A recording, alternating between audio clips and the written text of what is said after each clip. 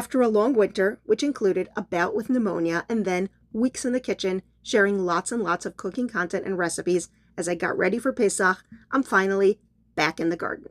And it's so good to be here.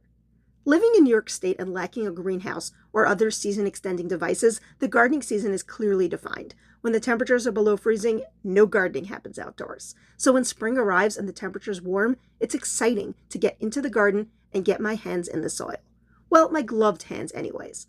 Let's address that first because it's probably my most frequently asked question. Yes, I often wear gloves when gardening, baking, and cooking.